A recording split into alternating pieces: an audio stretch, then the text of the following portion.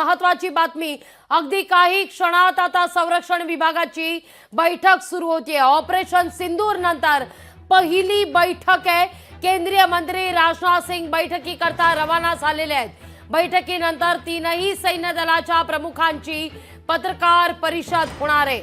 भारताचं ऑपरेशन सिंदूर आणि यानंतर आता बैठकीला सुरुवात झालेली आहे। दिल्लीत अनेक घडामोडींना आता वेग आलेला आहे। तर अजित डोवाल देखील असं कळतंय पंतप्रधान नरेंद्र मोदी यांच्या निवासस्थानी दाखल झालेले आहेत। दिल्लीत बैठकांवर बैठका, घडामोडींवर घडामोडी घडतायत।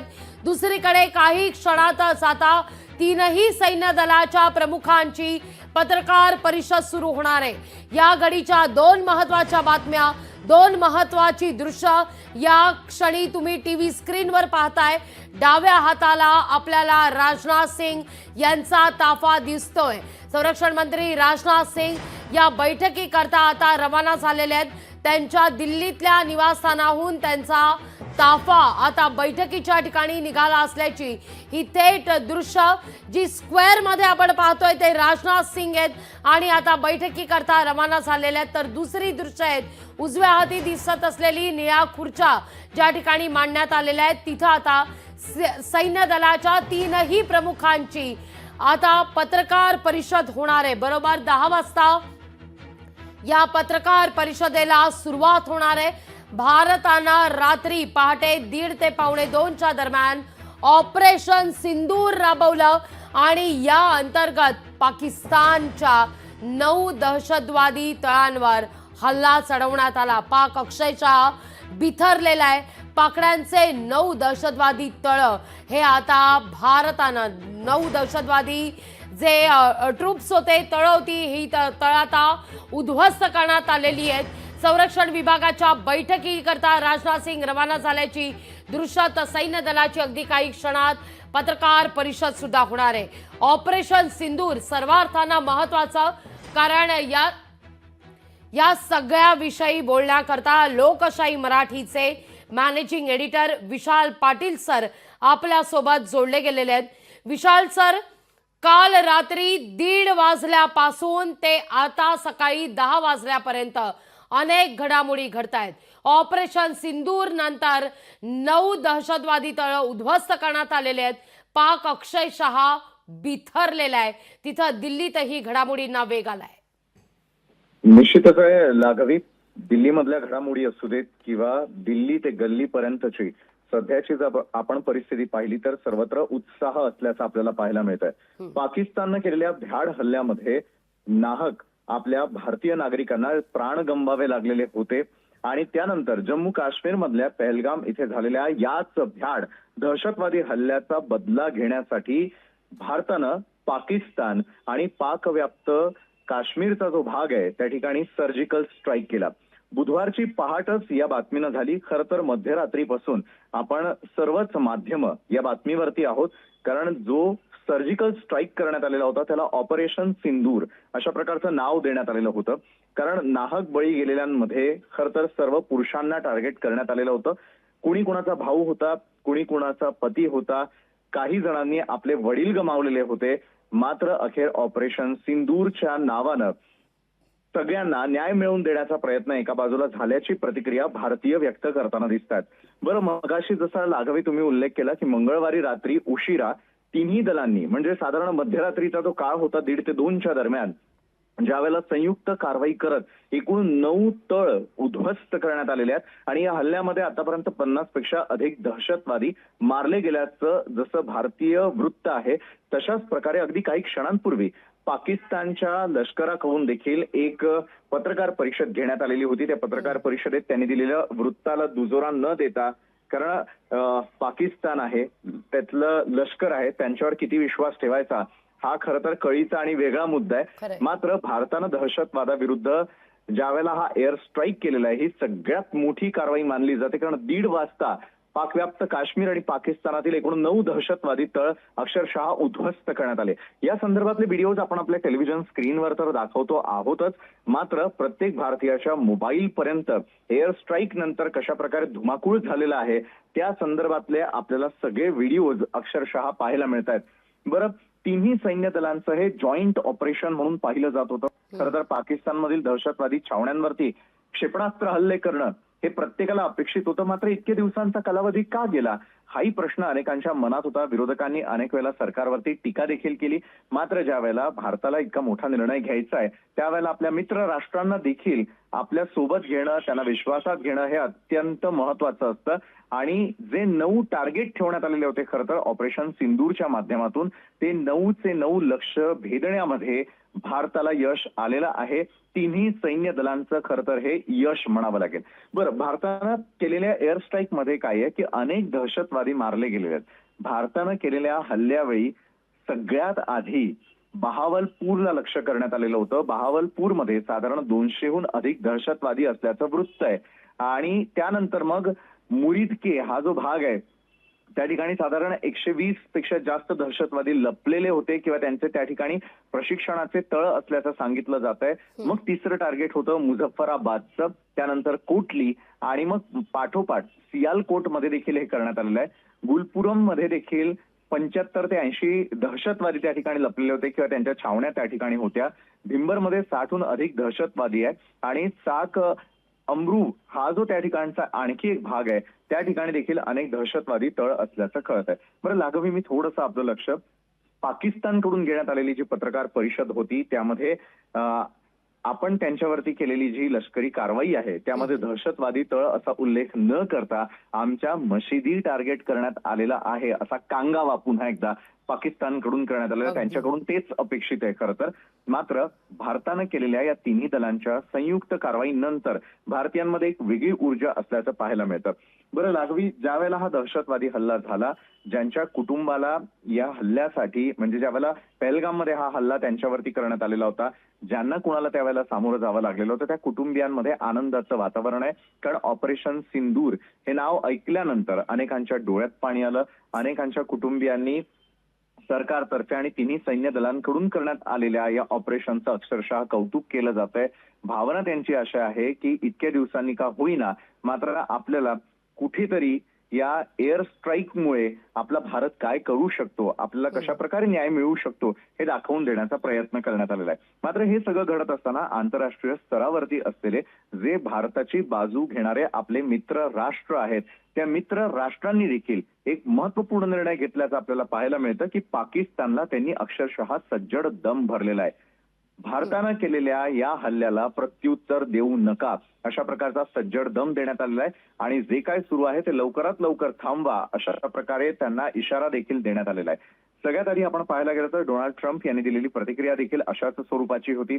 भारत अशा प्रकारचा हल्ला करणार, त्याचबरोबर म्हणजे भारतावरती आपल्या देशावरती झालेल्या भ्याड हल्ल्याला प्रत्युत्तर दिलं जाणार हे तर अपेक्षित होतं, हे गृहीत होतं अशा प्रकारची त्यांची प्रतिक्रिया होती. आणि त्यानंतर मात्र संपूर्ण जगभरामधून झालेल्या या कारवाईचं काही ठिकाणी कौतुक होत आहे आणि अक्षरशः पाकिस्तानच्या बाजूने असलेले जे आणखी काही भ्याड देश आहेत ते पाकिस्तानची बाजू घेतील यामध्ये कुठल्याही प्रकारचं दुमत नसावं. मात्र भारतानं आंतरराष्ट्रीय स्तरावरती आजपर्यंत केलेले दौरे असतील किंवा जे मित्र राष्ट्रांशी जपत आलेले संबंध असतील त्याचा खरं तर पाठपुरावा आपल्याला सगळ्यांना पाहायला मिळतोय. जसं मगाशी लागवी मी आपल्याला म्हटलं की एकूण 9 ठिकाणी हे एअर स्ट्राईक करण्यात आलेले होते. तर जैश ए मोहम्मदचं मुख्यालय बहावलपूरमध्ये असल्यामुळे त्याला टार्गेट करण्यात आलं. आंतरराष्ट्रीय जी सीमा आहे त्याच्यापासून साधारणतः 100 किलोमीटर अंतरावरती हे बहावलपूर आहे ज्या ठिकाणी जैश ए मोहम्मदचं मुख्यालय असल्याचं कळत आहे. त्यानंतर लष्कर ए तय्यबा जी आंतरराष्ट्रीय आणखी एक दहशतवादी संघटना असल्याचं आपल्याला पाहायला मिळतं. तर लष्कर ए तय्यबा ही सीमेपासून साधारण 30 किलोमीटर अंतरावरती आहे. मुरिदके या ठिकाणी लष्कर ए तय्यबाचं हे मुख्यालय होतं. त्यानंतर लष्कर ए तोयबाचा आणखी एक अड्डा आहे जो सवाई या ठिकाणी आहे, सीमेपासून साधारण 30 किलोमीटर अंतर असं मानलं तर काही हरकत नाही. त्यानंतर गुलपूर हा दहशतवाद्यांचा आणखी एक अड्डा आहे ज्या ठिकाणी हल्ला ज्या वेळेला करण्यात आलेला होता. गुलपूरला देखील उद्ध्वस्त करण्याचा प्रयत्न आपल्या तिन्ही दलांनी केलेला आहे. त्यावेळी हल्ल्यावेळी एकूण 80 दहशतवादी त्या ठिकाणी लपून बसलेले होते. या दहशतवाद्यांचा अड्डा देखील उद्ध्वस्त झालेला आहे. त्यानंतर 5वं महत्वाचं टार्गेट होतं भारताचं ते म्हणजे बिलाल. कारण जैश ए मोहम्मदचा हवाई तळ त्या ठिकाणी आहे. म्हणजे कशा प्रकारे पाकिस्तान किंवा पाकव्याप्त काश्मीरच्या भूमीचा वापर हा भारत विरोधी कारवाया करणं, संपूर्ण जगभरामध्ये दहशत निर्माण करणं यासाठी केला जातोय. हा बुरखा पुन्हा एकदा भारतानं अक्षरशः आंतरराष्ट्रीय स्तरावरती पाकिस्तानचा फाडलेला आहे. आणि त्यानंतर आपलं 6वं टार्गेट होतं ते म्हणजे कोटली. कारण नियंत्रण रेषा ज्याला आपण म्हणत असतो त्या नियंत्रण रेषेपासून साधारण 15 किलोमीटर अंतरापर्यंत त्या ठिकाणी कोटली या भागामध्ये अनेक दहशतवादी लपून बसलेले होते. 50 दहशतवादी त्या ठिकाणी उपस्थित असल्याचं वृत्त कळतंय. त्यानंतर पुढचं 7वं टार्गेट होतं ते म्हणजे बर्नाला, कारण त्या ठिकाणी देखील दहशतवाद्यांचा अड्डा आहे. आणि आपल्या सीमारेषेपासून साधारणतः 10 किलोमीटर अंतरावरती बर्नाला हा भाग देखील आहे. त्यानंतर 8वं टार्गेट होतं आपलं सरजाल, ज्या ठिकाणी जैश ए मोहम्मदचा अड्डा आहे. जैश ए मोहम्मदनं आतापर्यंत काय काय जगभरामध्ये अक्षरशः माज केलेला होता, काहूर माजवलेलं होतं, त्यांना देखील उद्ध्वस्त करण्यात आलेलं आहे. सीमारेषेपासून साधारण 8 किलोमीटर अंतरावरती हे सगळं काही आहे. त्यानंतर मेहमुना हा 9वा आणि अतिशय महत्वाचा भाग सीमेपासून 15 किलोमीटर अंतरावरती जरी असला तरी देखील हिजबुल्लाचं प्रशिक्षण केंद्र त्या ठिकाणी होतं आणि हिजबुल्लाचं प्रशिक्षण केंद्र देखील उद्ध्वस्त करण्यात आलेलं आहे. एकंदरीतच काय तर भारतानं आधीच सांगितलेलं आहे की शांतता प्रिय असलेला भारत देश हा पाकिस्तान विरोधात केवळ नव्हे तर पाकिस्तान आणि पाकव्याप्त काश्मीरमध्ये जे दहशत माजवणारे हे वेगवेगळे प्रशिक्षण केंद्र आहेत किंवा त्या ठिकाणच्या असलेल्या या दहशतवाद वाढवणाऱ्या संघटना आहे त्यांच्या विरोधातला हा सगळ्यात मोठा लढा आहे आणि तो भारतीयांनी यशस्वी करून दाखवलेला आहे. मात्र लाघवी इथपर्यंतच आपण येऊन थांबायचं आहे का? तर निश्चितच नाही. कारण आता खऱ्या अर्थानं आजचा दिवस महत्वाचा आहे.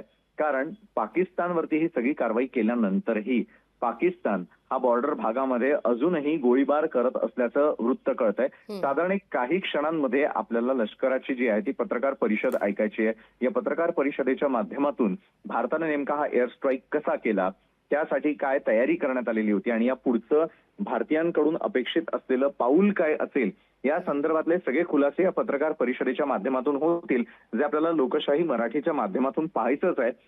मात्र लाघवी जसं मी या 9 केंद्रांबद्दल सांगितलं तशाच प्रकारे आता भारतीयांची एक वेगळी जबाबदारी आहे. कारण यापूर्वी 200 पेक्षा जास्त ठिकाणी मॉक ड्रिल आपल्याला संपूर्ण देशभरामध्ये करायचंय. या संदर्भातले इन्स्ट्रक्शन हे केंद्राकडून आलेले होते आणि त्याचं काटेकोर पालन करणं अत्यंत गरजेचं आहे. एक जबाबदार माध्यम म्हणून मला एक सांगावं असं वाटतं, आपण सगळ्या पत्रकारांनी याचं चित्रीकरण करत असताना किंवा या संदर्भातल्या बातम्या आपल्या प्रेक्षकांपर्यंत पोहोचवत असताना भान राखणं गरजेचं आहे. कारण ज्या प्रकारचं मॉक ड्रिल केलं जाणार आहे, मॉक ड्रिलला आपण घाबरणं गरजेचं नाहीये, पाकिस्तानला घाबरवण्यासाठी हे मॉक ड्रिल करण्यात आलेलं आहे. आणि मॉक ड्रिल संदर्भातली जी नियमावली आहे किंवा जे आपल्या केंद्र सरकारकडून एक व्हिडिओ जारी करण्यात आलेला आहे की विविध प्रकारचे सायरन असतील, त्यानंतर त्या ठिकाणी स्थानिक पातळीवरती असलेल्या ज्या यंत्रणा असतील त्यांनी दिलेल्या सूचनांचं पालन आपण एक जबाबदार नागरिक भारताचे म्हणून कशा प्रकारे करायचंय या संदर्भातलं प्रशिक्षण घेण्याची ही योग्य वेळ आहे. त्यामुळे ज्या ज्या ठिकाणी मॉक ड्रिल होताना आपल्याला पाहायला मिळेल त्या त्या ठिकाणी या मॉक ड्रिलमध्ये सहभागी व्हा.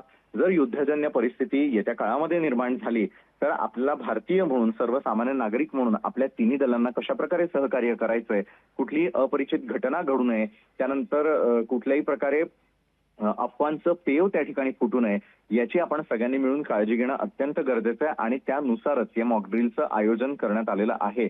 त्यामुळे सरकार जी पावलं उचलत आहे त्यांच्या सोबतीला विरोधकही असल्याचं आपल्याला बघायला मिळतं. तर दुसरीकडे आपण माध्यम आहोत, सर्वाधिक माहिती ही आपल्या माध्यमातून आपल्या प्रेक्षकांपर्यंत पोहोचत असते आणि ती सय्यद जावी याकडे आपल्या सगळ्यांचं लक्ष असेल. त्यामुळे आज जे ऑपरेशन सिंदूर सक्सेसफुली करण्यात आलेलं आहे हे तर फक्त एक ट्रेलर आहे, पिक्चर अभी बाकी है असं देखील म्हटलं जातं. मात्र ते करण्याची वेळ पाकडे आपल्यावरती येऊ देणार नाही एवढीच आपल्याला अपेक्षा करणं अत्यंत गरजेचं आहे असं मला वाटतं. कारण लाघवी पत्रकार परिषदेच्या माध्यमातून लष्कराकडून काय सांगितलं जातं, केंद्र सरकार यावरती काही बोलताना दिसतं का? तिन्ही दलांना ज्या प्रकारचा फ्री हँड देण्यात आलेला होता त्यामुळे 9 पैकी 9 टार्गेट यशस्वीरित्या आपल्याला साधणं शक्य झालेलं आहे. आणि त्यामुळे अशा प्रकारे ऑपरेशन सिंदूर नंतर प्रत्येकाचं मोबाईल स्टेटस असू दे किंवा सोशल मीडिया स्टेटस असू दे त्या ठिकाणी ऑपरेशन सिंदूरचं अक्षरशः कौतुक होत असल्याचं पाहायला मिळतंय. मात्र गाफील राहून चालणार नाही. पाकिस्तान कशा प्रकारे भ्याड हल्ला करतं किंवा त्यांचे स्लीपर सेल कुठेतरी ऍक्टिव्ह होत आहेत का यावरती आपण एक सजग नागरिक म्हणून सगळ्यांनी निश्चित विशाल सर, मुद्दा लक्षात येतोय. खूप खूप धन्यवाद तुम्ही दिलेल्या या एकूण सविस्तर या सगळ्या विषयीच्या प्रतिक्रियेबद्दल आणि केलेल्या विश्लेषणाबद्दल. ही थेट दृश्य आपण या क्षणी पाहतोय. काही क्षणात याच हॉलमध्ये याच डायसवर तीनही सेनेच्या प्रमुखांची पत्रकार परिषद सुरू होणार आहे. 10:13 झालेली आहेत. अगदी काही क्षणात या ठिकाणी पत्रकार परिषदेला सुरुवात होणार आहे. हा ऑपरेशन सिंदूर एअर स्ट्राईक कशा पद्धतीनं करण्यात आलेला होता, काय याची रणनीती करण्यात आलेली होती, हे नाव कसं आणि कधी ठरवण्यात आलं, हा एअर स्ट्राईक करत असताना सुरुवातीला ती 9 ठिकाणं कशी ठरवण्यात आली, ज्यामध्ये बहावलपूर, मुर्दिके, गुलपूर, बिंपर, चकमरू, बाग, कोटली, सियालकोट आणि मुझफ्फराबाद या 9 ठिकाणांचा समावेश आहे. लोकशाही मराठी ऐका, पहा, जागरूक रहा.